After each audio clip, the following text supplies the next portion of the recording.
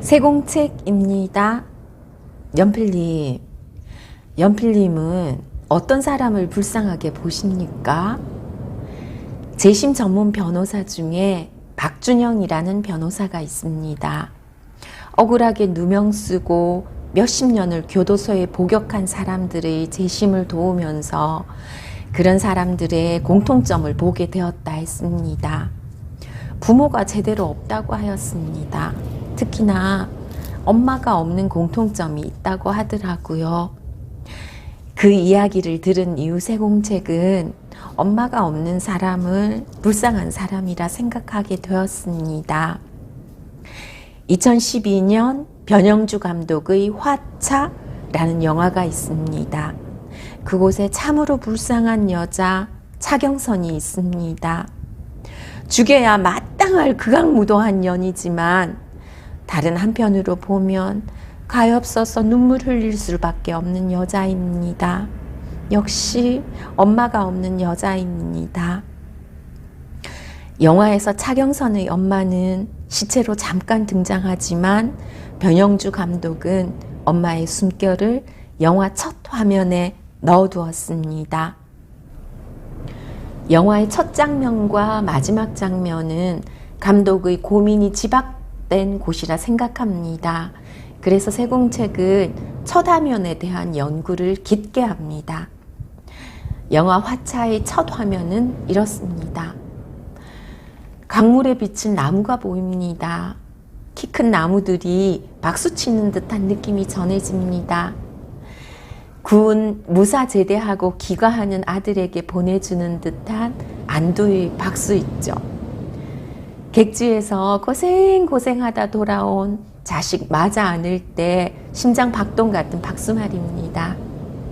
영화 첫 화면은 차경선의 엄마가 삶과 죽음을 가르는 삼도천을 건너는 딸을 마중 나온 것 같아요. 내 새끼 욕봤다. 내 새끼 애썼다. 이제 끝났다. 이제 가자. 가서 엄마랑 편히 살자. 돈 걱정, 빚 걱정 없이 편안히 살자. 생이라는 고통만 주었던 강과 이별이 오히려 감사하지만 그 강물 위에 차경선이 눈물 몇 방울 후두둑 떨어뜨립니다. 남은 삶에 무슨 미련이 있으랴마는 단 하나, 장문호란 남자, 그 남자를 두고 가야 한다는 마음에서 나오는 눈물입니다. 그렇죠. 사랑만큼 쓰리고 아리고 미련스러운 게 어디 있겠습니까? 변영주 감독의 영화 화차는 김민희와 이성균이 주인공입니다. 결혼을 한 달 앞둔 예비부부입니다. 장문호의 부모님께 인사드리러 예비시댁 안동으로 가는 휴게소에서 누군가로부터 전화 한 통을 받는 강선영이 사라집니다. 조수석 의자 위에 우산 하나 달랑 남기고 증발해 버립니다. 장문호는 식음을 전폐하고 사라져버린 애인 강선영을 찾아다닙니다. 말 못하는 짐승이 어디가 아픈지 얼만큼 아는지 다 아는 동물병원 원장이 결혼을 약속한 여자애 아무것도 모르고 있었습니다. 강선영이라는 이름도 가짜였고 과거도 가짜였고 지문 하나 머리카락 한 올 남기지 않은 채 지구에서 증발되어 버렸습니다. 변영주 감독은 축구 골대만한 화면에 최대한 얼굴을 확대해 보여줍니다. 모공이 다 들여다 보일 정도로 클로즈업 하지만 우리는 타인의 겉모습만 보고 살았을 뿐이라고 일러줍니다. 머릿속에 뭐가 들었는지, 한길 마음속에 뭐가 들었는지 도통 모르고 산다고 감독은 가르쳐 줍니다. 사라진 연인 강선영을 찾아 들어가 보니 강선영은 강선영이 아니라 차경선이라는 여자였습니다.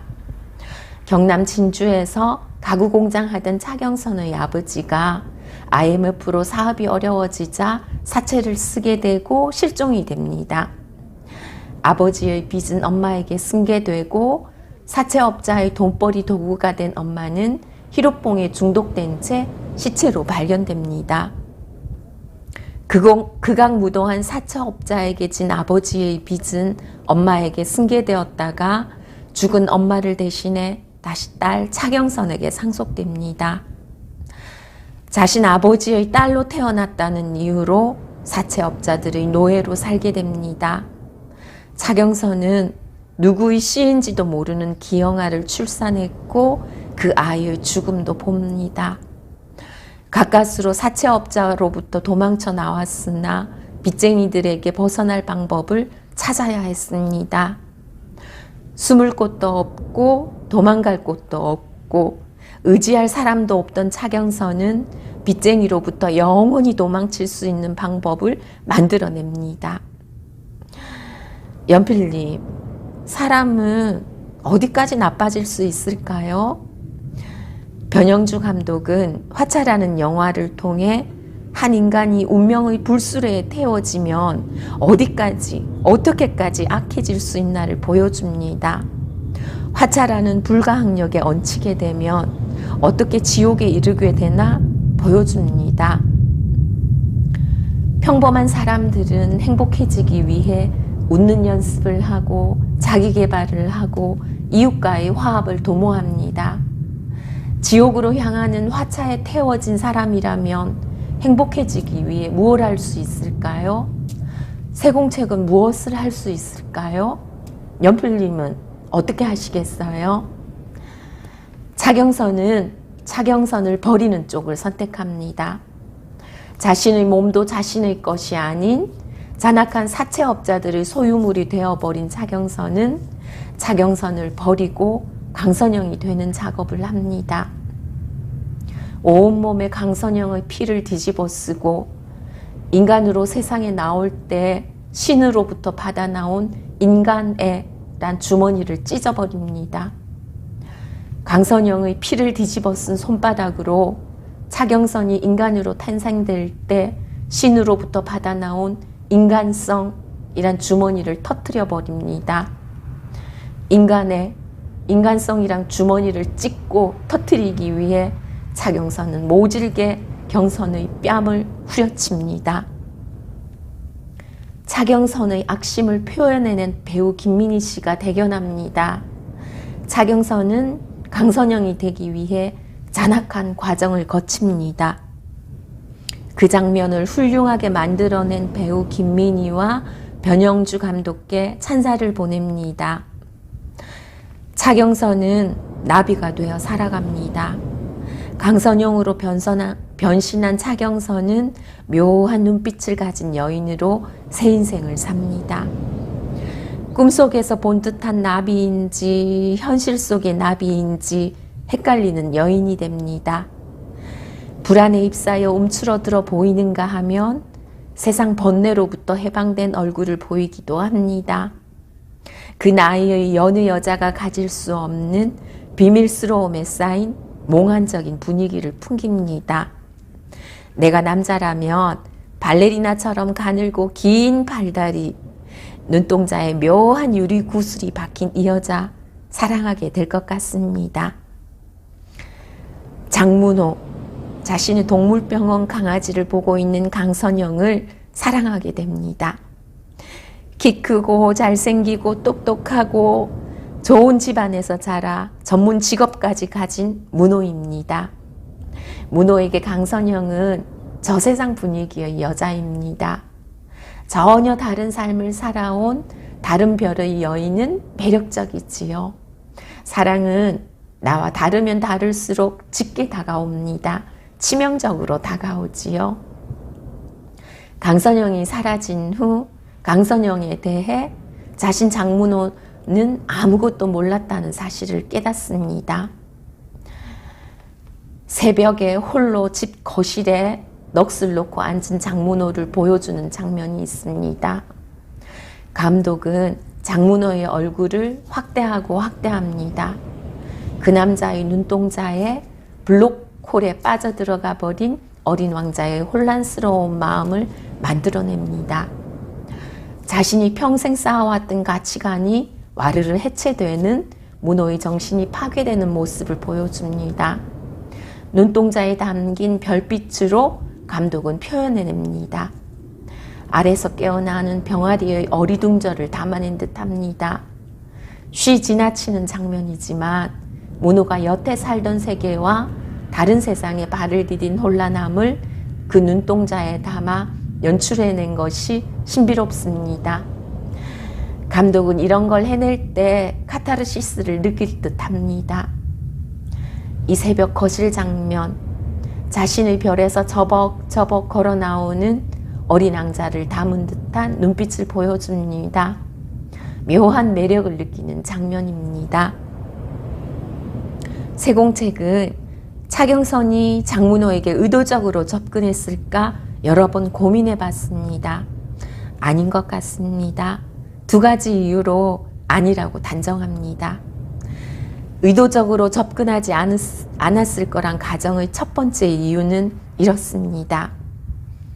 휴게소에서 사라진 강선영이 우산을 남겨두고 떠났습니다. 차로 움직이는 문호는 비가 내려도 우산이 별 필요 없습니다. 오히려 폭우 속에 급히 도망쳐야 할 차경선이 우산이 필요합니다. 30초만 맞아도 온몸이 젖을 비었으니까요. 경선이는 문호가 고마웠던 겁니다.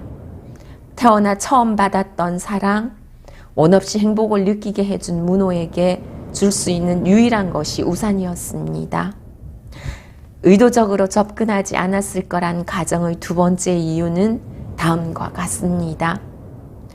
용산역 자동 계단 앞에서 문호와 경선이 맞닥뜨리고 돌아서는 문호를 보고 후두둑 떨어뜨린 그 경선의 눈물 때문입니다. 용산역 에스컬레이터 앞에서 문호와 증발되었던 경선이 만납니다. 오만 가지 감정이 교차하는 피폐한 눈으로 문호가 네가 사람이야? 너 뭐야? 하니 차경선은 나 사람 아니야. 나 쓰레기야. 라고 답합니다. 세공책은 그때 경선에게 질문했습니다. 너 문호에게 의도적으로 접근한 거야? 인면수심의 잔악한 인연의 대답은 인연이 순순히 내뱉는 대로 들어주지 않으리 초정밀 현미경을 들이대서 이 악인의 속셈을 명명백백 읽어내야지 하고 마음 가다듬고 있는데 경선이 떠나는 문호 등에 후두둑 눈물을 떨어뜨립니다. 영화 첫 화면에서 강물 위에 빗방울이 후두둑 떨어지는 모양과 똑같은 눈물이었습니다. 그렇구나. 의도적으로 문호에게 접근하지는 않았구나. 그나마 다행이다. 문호를 처음부터 작정하고 속이지는 않았구나. 다행이다. 문호는 절대 잡히지 말고 너로 살라는 말을 남기고 떠납니다.